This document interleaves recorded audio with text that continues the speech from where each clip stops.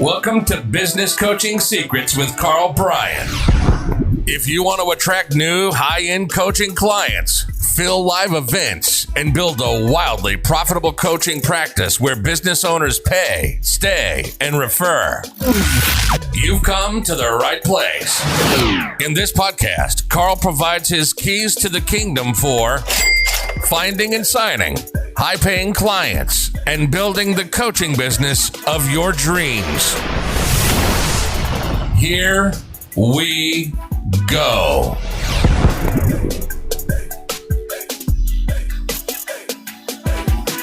Ladies and gentlemen, boys and girls, coaches around the world, welcome to another episode of Business Coaching Secrets. It's your boy, the Road Dog, with none other than the man, the myth, the Steve Irwin of the Turks and Caicos general area, Karl Bryan. Welcome to the show, Shoots. Yo, Shoots. I was standing in the water just less than 24 hours ago. A stingray, about 5-foot wingspan, went swimming by. Shoots. I was feeling super brave, man. I was feeling super brave. Hey, you know what? Do you guys have crocodiles down there or no? No, God, no, we don't. No, we don't. You don't, eh? That's interesting. Okay. Goodness. We got iguanas. We got an iguana island. There's we go to Iguana Island. There's literally there's probably 100. When you get off, you walk down the pier, there's 100 iguanas will just come up and greet you. And they're scary looking little, not scary, they look funky looking little things that look like little crocodiles. So, but you do have scorpions that we've established. Oh yeah. Do we have scorpions? Why do we have scorpions? Well, you sent me the picture of the one in your daughter's room that one time. Oh yeah, we get my daughter on here to answer that question. So there, I'm like, do we? I love how you just completely blocked that from your memory. That's good. PTSD Shoots. PTSD.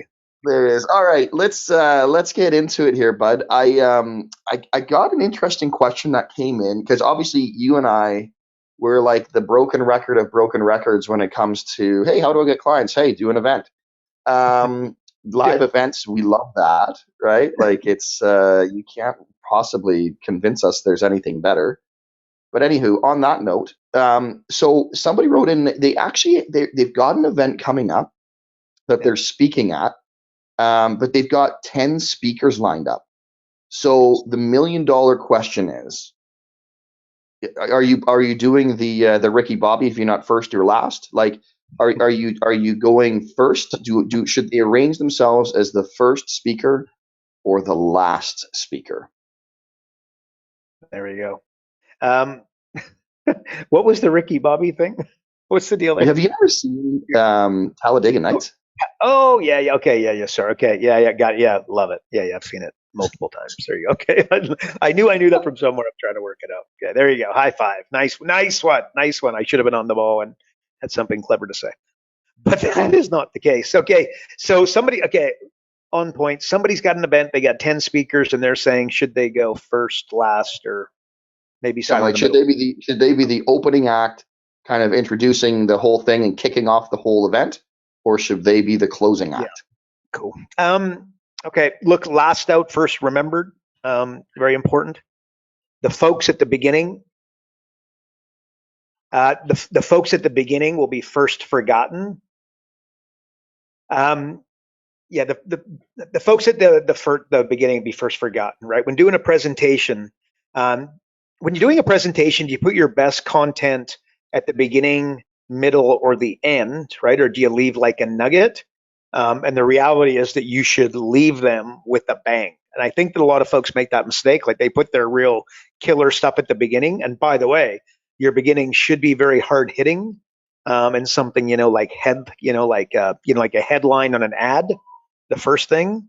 But at the end of the day, you should start strong, but you have got to finish strong and leave them with something. And in fact, we're doing Local Legends, a program where we're, putting folks through local live events. And we're just talking about why you ever seen somebody do a presentation and then in the close, they kind of clam up and it's like they were amazing. And they went to close and it was a bit of a dog's breakfast, right? Well, what happened is they changed their breathing pattern. The exact same way that when somebody's playing poker, right? Again, when they're bluffing, they'll breathe differently.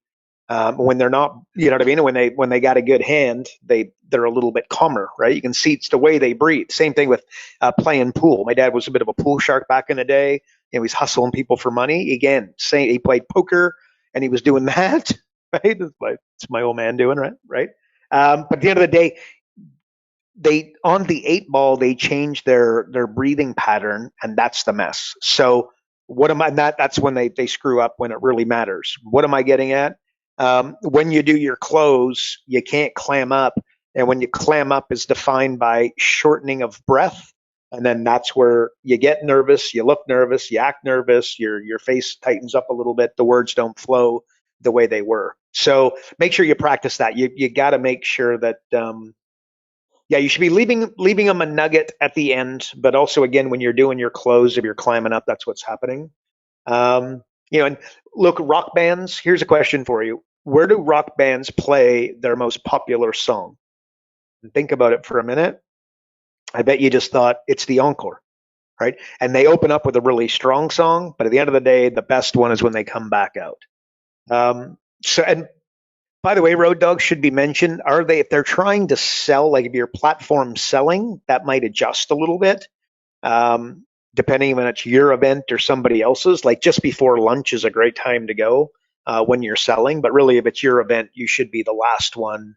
And the only thing is, you've really got to knock it out of the park. One of the concerns is that the folks are out of money, right? Like if you got 10 speakers and then they bought 9 people's thing or 3 people's thing, they might be out of cash by the end of the day. So that's where before lunch tends to be a really popular spot in the old speaking circuit. So, but I think the answer that we're looking for here, Shoots, and it's gray, not black and white, but last out, first remembered, you want to be going last. So that's my answer. Just thinking of Tony Robbins events, when does he when does he pitch all that university, the mastery stuff and everything? Oh no, sorry, what's the other one, the 50K one? Well, I can. So here's what he does. You go to Tony Robbins, and the first day he says the word mastery about 50 times. And then just before lunch on day 2, he sells you into, guess what? Mastery University. And then then at the night of day 2, but not super, super late, but just, after what we could call, like 6 o'clock, the break. That's when he sells the $100,000 platinum program. But I think what's important is is that he's seeding, right? Like he seeds mastery. The key is mastery. Mastery is just 2% better than XYZ. And then he sells you Mastery University, and you don't even realize that what happened. But he seeded it. Boom. So that's how he does it. Okay, so then pivoting from that, Karl, that's actually, I think, a really good point in terms of, I guess, probably he has a frame that he uses, because my next question would have just been, like, we both agree that getting clients from speaking is probably the best way to do that. But again, if you're just sort of an average speaker, besides just repetition, I'm guessing framework is about to be used. But how can somebody get better in terms of, okay, actually, I'm going to make this twofold, and this will be good for you. One is, how do I become a better speaker in terms of my, I guess, comfort and capability of it? But the other is, how can I put on a better presentation? Nice. Okay, great question, by the way. Number one, look, passion, kind of sounds trite, but I got to tell you, like, are you really, do you know what I mean? Like, is this coming from your soul, or is this something that you're kind of going through the motions? No doubt you could see the difference there. You got to know, it's like knowing your material, right? Like Tom Cruise and the best, Nicole Kidman. I don't know, is she like the best of the best? Like the best Margot Robbie, right? Like she's super popular now. The best of the best actors and actresses, if they don't know their lines, there is no acting, right? Sound kind of obvious, but let me tell you, what you've got to be able to do is, like, I should be able to wake you up when you really create, what I call a signature talk. Should be able to wake you up at like 3 o'clock in the morning, and you get up and you deliver that talk. Do you know what I mean? And like literally from a dead sleep, and then boom, you're on, and you got your opening joke, and you got your opening engagement where they all lift their hand, and you got this, that, and the other. You should be ready to go. You've really got to know your content, really know your subject matter, which again sounds trite and obvious, but got to tell you, the reason, a lot of speakers aren't that good is because you said practice, but again, like, what is it that are practicing? And I got to tell you, knowing the content is not what they need to get past that before they can move into the second part of your question by way of entertainment. But you mentioned framework. Like, you got to have a framework for your talk. Like, my daughter, she likes to do like these little YouTube videos. And I always talk to her about, like, sometimes if she's just left to her own devices, she'll just prattle on forever. Right. And I'm like, baby, you need to, like, so before I'm pressing go, and plus I don't want to be there forever, right? Because we're just mucking about and it very seldom makes it anywhere near YouTube. But I'm like, baby, okay, what's your opening? Like, what's your statement? Why are you opening this? And what are you doing in the video? Okay, what are you going to cover in the middle? Okay, what's your end going to be? Right. And then she's got to think it through, think of it just like a bit of a skit, and then she gives me a little bit of a framework, which, is very loose, and that's totally fine. And then she's off. Don't just let her kind of go. If you wonder, okay, so what's a framework for a talk? If you buy the book by Russell Brunson, Expert Secrets, basically, I think, like, the framework for all of his talks is like right there, and very, very handy. So I think that could be very handy for folks. And you got to do, deep work, right? Like practicing it, like, you practice once, or do you like practice twice, or do you practice like 100 times? And then, by the way, when you practice, do you do your opening 100 times, and then the middle 100 times, and then the closing 100 times? Or are you going from start to finish? And I would tell you that I'd suggest that, doing the opening, doing the middle. We're doing this right now with our local Legends group, which is going remarkably well. And again, I got to tell you, the presentation is just mind blowing from beginning to now. But they're just like role playing. And that's like a lot of the training is literally them just role playing the presentation, but understanding that the presentation, a real good presentation, is very educational. So actually, whilst practicing it and role playing it, actually learning a lot as well. One of the things I've told them, and I would tell you, and I would tell anybody, at the beginning of your talks, you should have like a canned joke. It'll relax you, but it will also relax them. And that's a good thing. And just, example, like my dad, we used to go horseback riding every once in a while as a kid. And my dad would always say, the horse knows who's in charge before you do, right? Like, when you get up there and just, the way that you grab the reins and the strength of your legs around his rib cage and whatnot, that kind of thing. Like, the horse is well and truly, the horse knows when he's got a horse rider and when he's got somebody he needs to protect up there, type of thing, right? Like a good horse. The audience has a similar kind of thing. When you can get them joking and then you can get them all to raise their hand immediately, your presentation is going to be significantly better. Like, you just grabbed a hold of the audience straight away. So you should have a canned joke, and then you should have something like, who in the audience would like to be able to realize $100,000 in your business without spending an extra dollar on marketing or advertising? Like, who's going to say no to that, right? And of course, do you put up your hand or do you not put up your hand? Of course you put up your hand, right? And then they all put up theirs. And then, by the way, you could follow it, and maybe there's somebody in the audience who doesn't raise their hand, and you say, who's not going to raise their hand no matter how many times I ask you to raise your hand, right? And then you always get a little bit of a laugh. But again, just having the confidence to do that, and then the ability to get a bit of a giggle out of each of them, getting them each to raise their hand, and for them to see you getting the others in the room to raise their hand, very important, right? That should be part of your, the frame. And the other thing, maybe just like get in the zone, right? Like if let's say you're going to do a podcast and you don't have one yet, like you and I do this weekly, so it's a little bit different, right? And we got a live audience to do. But like, if I was going to do a podcast and my goal was downloads, like, we've got hundreds of thousands of downloads, but like, we're not like, you know what I mean? Probably should, right? But we're not breaking this thing up into 5 minutes and 8 minutes. It's like, look, here it is. Go check it out. Bingo, bango, bongo, right? So if I wanted to get a podcast and I wanted to get it up off the ground quickly, I would do 10 in one day, right? That's what I do. I do, like, get those podcasts, get them in the can. And then do you think by doing it all in one day, that's like immersion, right? Like, if I wanted to learn how to speak French, I would drop myself in the middle of Paris without anybody English speaking around me. And I'd go order coffee and get a donut and, eat and order food, etc. Right? That's how you learn how to speak French. Totally immerse yourself. Well, if you did 10 podcasts in one day, do you think you might get a little bit better at it by the end of the day? Or writing, right? Again, I've taken many a days, with my email, which I've written it, I don't even know where I'm at now, but I'm at hundreds and hundreds and hundreds, maybe 900 approximately, daily emails. Like I got my shtick big time. I can pump one of those things off in 30 minutes easily, and often, 10.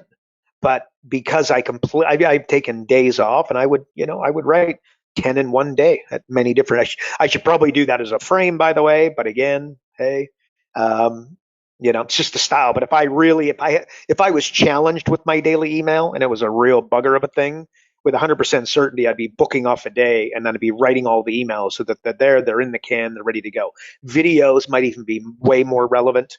Just do 10 videos in one day of multiple costume changes and rip through them. Imagine one of the reasons you don't do videos because you're no good on video.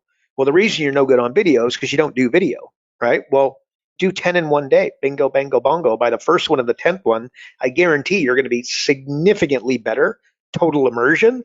And it's not that you're going to be just better on the day. What you're doing is you're acquiring skills. So when you go to do it tomorrow or next week, you're probably still going to have those skills, right? They should be sharpened on a regular basis. But when you got them, you got them. Again, that's, even look, lead generation for clients, take Tuesday and do all of your lead gen on Tuesday, right? Take your coaching clients, right, and schedule them all on Monday. Would that help you, like, with being in the zone, like totally being focused? So deep work shoots, you just got to go, practice, know your content, understand that Tom Cruise is Tom Cruise because of his acting skills, but without a complete and utter grasp on the lines, there wouldn't be any speaking, right? And then you mentioned something about entertainment, and that's super important. You have got to entertain them, and that is music, that's jokes, that's engagement. Like everybody goes to the event, and like one of the things that I would always do when I did local live events is I would get them all to stand up, move around the room, and meet at one another. As soon as I said it, guess what you would hear every time? A groan from the audience, right? And multiple people going, "Oh, here we go," right? Like, "Oh, I got to go walk around the room," and they're all embarrassed. But when it's all said and done, guess when when it's over, they all enjoyed the experience. And I can tell you what happens is that they basically, they were growing, right? Well, that was all happening. So that's my answer, Shoots. Takes a little bit of work, but they should be all over it. Very important. I was saying, Karl, that I was when you sometimes make certain comments and references in your answers, there's me like just frantically Googling. So of course my Google search went, "How tall is Tom Cruise?" Because I wanted to see if you had that in common with Tom Cruise, because I'm sure you do. Anyways. How tall is he? It doesn't say. It's super frustrating, but he's 61. He still looks fabulous for 61. There you go. There we go. I'll be nice, Road Dog, right now. You know what you have in common? You guys both look glorious for 61. You're a donkey. Oh my God. All right. Speaking of grandpas, because I have a feeling I know what you're going to say here. Who do you think is the number one business mentor of all time? That's the question. Number one mentor of all time? Business mentor. Yeah. Okay. Well, you're clearly thinking Warren. Yeah, I'll go Warren. Look, because there's Elon Musk. Look, but he's not he's the opposite of a mentor. Well, I take that back. But again, he's the alien trying to get home, doing his thing. Jeff Bezos is just a machine, but again, mentor, because again, I like the guys that are operating, but I think Warren Buffett puts himself out there and really helps people. So yeah, I'm going to say Warren Buffett. Shoots. There you go. So okay, so then just let me follow up on that then. What do you think is the best advice that Warren Buffett has given? I'm sure there's more than one, but give me sort of your a few top hits of what you think his best business advice is. All right. Great. And by the way, and I'll tell you, I'm not going to be able to do Warren Buffett's magic justice in any way, shape, or form. But this is something we talked about. And by the way, if you love Warren Buffett, you should also love Charlie Munger. Um, so one is, it's not how fast you, and again, you're going to make a meal of this, I would imagine, but his saying is something there, what he says is the advice he gives, it's not how fast you row, it's the boat that you're in. And what he means by that, so he talks about a university friend of his. They both went to university at the same time. They both had, similar passions, similar work ethic, et cetera, et cetera, et cetera. And he went on to make the money that he made, and his friend did well, but nowhere near what Warren Buffett did. And then he would say that because he, became a venture capitalist in the game that he went into, whereas this guy went into steel, high expenses, cost of goods sold on steroids, tight margins. So basically, he was working as hard, but Warren Buffett realized far better. So, example of that right now, if you're going into AI, that might be a really good boat to be in. You got to assume that AI is not a trend. Clearly, it's not. But you know what I mean? Like AI would be a really good boat to be in. Crypto, 5 years ago, crypto looked like the world's greatest boat, and how many people jumped in it? And then what's happening now? Not quite so exciting. So you can be really, really careful with those boats that, could be trends, which is the sole reason why Warren Buffett, told anybody who would listen that he's not going into crypto. He didn't believe in it. And for the simple reason that it had the capacity to go to zero. So anyway, so the boat that you're in, another bit of advice that he gives is he likes to buy something, businesses that he wants to go into. You go to him and you're like, look, invest in my company. Give me $1 million, give me 10 million, give me 100 million, give me $1 billion, whatever. And, nobody's going to Warren Buffett nowadays, I don't think, and getting $1 million. I just don't think that that's where he's at. And he would do that as a loan to help a friend, but he's playing, big. But so his advice is, I want to find something I can buy for a penny, sell for $1, and that is habit forming. That is just gobsmackingly intelligent advice. And if you want an example, think Facebook, right? Again, not that you're going to buy that for a penny, by the way, but just to think of the margins that Facebook have, and they're crazy. And then tell me if you think Facebook might be a little bit habit forming to the point where it's actually a problem, right? So habit forming. Cigarettes, habit forming. Chewing tobacco, habit forming. Bubblegum, habit forming. YouTube, habit forming. So many examples, but you want something to be habit forming, right? And again, I no way I'm going to be able to punch out the quote, right? But he will just say, you're going to suffer wildly if you can't control your emotional reaction to everything that's said. Right? And then it will go on to say something to the effect of true power is being able to sit back and observing things with logic. So true power is restraint, is fundamentally what he's saying. Just let things pass, breathe deep, and, be on with it. But true power is sitting back and observing things with logic. Sounds obvious maybe as I say it, but I don't know that it is. Just you got to manage your emotions. Again, emotions. I can tell you from personal firsthand experience, my emotions and the lack of control of them is what I'm trying to say. The money that it has cost me, my heavens, both like in investment opportunities, being able to sit back and go, okay, where are we at? And then also, with staff, you know what I mean? Getting upset with a client, getting upset with a whatever, your ego is not your amigo, is what they say. And this reminds me, so I don't know, there's a little bit of Warren Buffett advice. There's so much of it out there. And if you're going to study him, study Charlie Munger, who Charlie Munger will send you directly to mental models and just tell you that you need to you've got to have your favorite mental models, and you got to use them consistently throughout your day, throughout your week, throughout your quarter, throughout your year. As I say that, there's a good chance you're like, oh yeah, mental models, that makes a lot of sense. But if I asked you, what are the 5 mental models that you consistently run every opportunity and every thought? You know what I mean? Like, what's the mental model that you run things through? And there's a good chance that you wouldn't be able to rattle them off. And then that would tell you that Charlie Munger would send you to the sandbox and say, go work out your lattice of mental models. which Can I it reminds me can of. I interrupt here for a second, Carl? Oh, yeah, but First, go, man. two things. One would be when it comes to mental models, could you maybe explain to everybody what does that look like? Like what when it comes like how do you build a mental model? Peace. Yeah. Okay. Well, okay. Nice question. I don't. You're not really. They're already out there. Just search them. Two. I think that there's 250 when somebody actually went and counted them. But it's a bit of a loose. Okay. So begin with the end in mind would be an example, right? Mhm. You know the book Seven Habits of Highly Effective People. Yep. It's just seven mental models, to be clear, right? Very Mhm. good book, by the way, but it's just seven mental models, and that's his Lattice, right?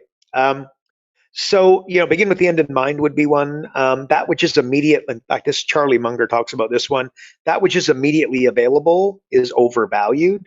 So again, so a better way of saying that maybe that which is top of mind is also overvalued. So you got to make sure, what I mean, that you're just not overvaluing things. And that's like, you got a good idea. What does Richard Branson say? That he has boxes and boxes and boxes of those little yellow notepads where he would always carry it in his back pocket. And every time he had an idea, he'd write it down and write it down and write it down. And why is he doing that? First of all, by writing it down, easier to commit to memory.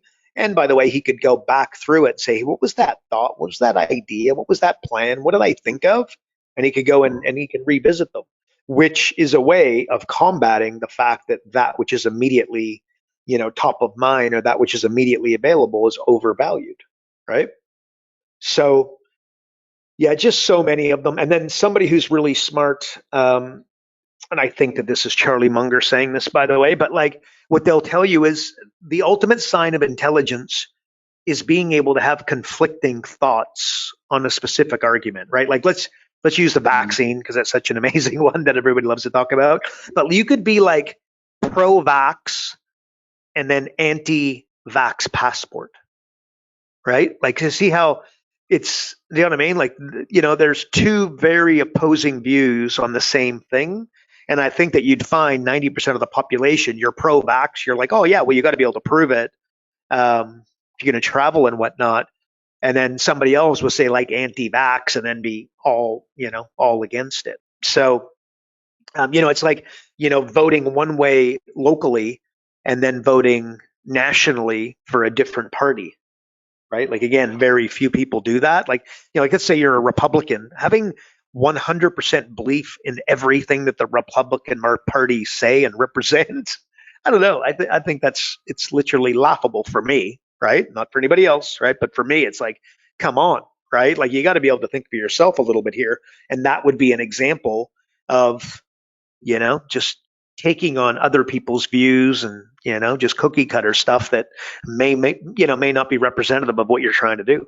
So So, yeah. Carl, with where you're going right now, because I have a feeling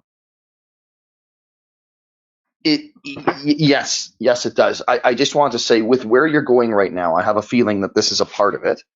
Would you be willing to share? Because you just said controlling your kind of your emotions and your feelings Yeah. has cost you, and probably at the same time has probably made you a lot of money. Yeah. Would you be willing? Would you be willing to share, I guess, your mental model for controlling your emotions when, say, something heated arises or you're kind of flooded with something where, like, okay, I need to take a deep breath. But what does that look like for Yeah. you to ensure that Okay. you're getting the max clarity? Okay. Well, let me ask you a question. You got something that's annoyed the heck out of you, right? Yep. And you're borderline angry, and you got an email sitting in front of you. Should you even, but you've thought it through and you're like, I don't care. I'm pissed off. I'm angry. This person needs to know. Should you send that email then, or should you have a rule to wait 24 hours? Yeah, well, I have my own process that I run through, but yes, I would because I use a tool called the Stack that I run through, which leads me through a series of about 20 to 25 questions, so I Yep. can get some reframed and Yep. get the clarity that I need, and then proceed after that. Yep. And So that would be, you know what, that would be an example of a mental model right there. Stop and think before I act. Here is my problem. Look, you just described it perfectly, right? Like before you act, there's a list of 20 questions. By the way, thinking is nothing more than asking and answering questions to yourself, right? So before you act, you run through these 20 questions, which happen to be a stack, I'd imagine in like 4 different areas or 5 different areas, right? But at the end of the day, that's a mental model right there, an advanced one, but that's a mental model. So Got it. Got it. Cool. Okay, so another interesting question. I know we're kind of up against it here, but I do want to get to this because this one is nothing but gold. Because when you talk about coach-client relationships, we both know that most of the time it doesn't quite doesn't work. And I just want to get your thoughts, I guess, on the reasoning here, because how is that even possible that most of the time it doesn't work? Because you and I both um, had experiences where it doesn't work, and we're at times we're not surprised, and other times we're really surprised that it didn't work out. But I just wanted to get your thoughts around this when it comes to coach-client relationships that don't work. Just what's the reasoning there? Yeah, look, okay, lots of reasons, and again, I think look, okay, so two that are going to come top to mind here is going to be 80-20. Like 80% of the population, just they don't want to do the work, they don't want to listen, they don't want to learn, they just want status quo, totally addicted to the comfort zone. So let's just accept that like 80-20 is part of it. And then the second reason might be a little more relevant, or I don't know, relevant, but maybe like I'm sure everybody would have expected the 80-20 thing, maybe that wouldn't have been a shock. But the law of triviality, if you want to know like why so businesses fail, and then say governments seem to waste an insane amount of your tax money, and not to mention time and money, the law of triviality, I would dare say, would be common. Like, so the governments and the school system, like a disproportionate amount of importance to trivial issues is the problem here, right? Which, by the way, is a mental model. Normally at the expense of things that are more complex and debatably more important, right? So an example, when given an option between complex and trivial, trivial will win if you don't have what you just described a minute ago, a strategy, a game plan, conscious thought process, right? So the government will avoid the task of bottleneck traffic issues that, by the way, will stop the city from growing and keep the streets log jammed in rush hour. How wonderful is that, right? But instead, so what do? They spend an inordinate amount of time planting flowers in the local park or building a bike path, right? Or the local school spends time on the school yearbook rather than updating the curriculum, right? Or the business coach spends time editing the PowerPoint slides for spelling, grammar, pictures versus context of the presentation, the framework, and maybe better examples, better metaphors, better, more powerful, relatable stories, right? So you got to spend time on solving the problems, right? Like the yearbook and the bike path are not a problem. They're important and they shouldn't be forgotten. I don't want to say that, right? The school should have a yearbook and it should be a good one. But my heavens, if they haven't updated the school curriculum in 5 years, given all the changes that are going on, wouldn't that be slightly a little more important? Or the traffic issues in a city that's growing and parents are getting, moving away from the city because they can't, like this happens, Road Dog, in Kelowna, where you are, right up on the hill. There's traffic issues, so people move off the hill because they don't want to have to spend 20 minutes in traffic. Heaven forbid they're 5 minutes late for leaving for school, right? So, and here's maybe but let's go to like again, I'm just thinking coaching clients, right? Like what's important, and let's go to like a high-end coaching relationship that the business coach and the business owners will spend an enormous amount of time solving specific clients' issues, but are they the real and the important ones, right? So the old Little Rock versus Big Rock, again, that's a mental model, right? Little Rock, Big Rock. You guys listening, like you probably heard of the experiment, right? Where there's a big glass jar, and then there's X amount of volume, obviously, inside that jar. And the guy or the gal needs to put a certain amount of small rocks and a certain amount of big rocks inside the jar, right? Well, When they do the small rocks first, what happens? You have no room for the big rocks, right? Versus you put the big rocks in, and and when I say small rocks, we're talking like a lot of pebbles and that kind of thing. You put the big rocks in first, and then you put the medium-sized rocks, and you go proportionate to the size, and then the pebbles last. What happens is you end up getting 10 times as much rock inside the glass than when you started with the small rocks, right? So, moral of the story: spend time solving problems, and many of the other problems instantly disappear. There's a book by Gary Keller. He's a billionaire, and it's called The One Thing. And it's just the premise of the book. I can save you some time reading it, possibly. It's a great book, by the way. You should read it. But if you want to know the whole concept, look for big things that if you do them, they knock over a bunch of little things.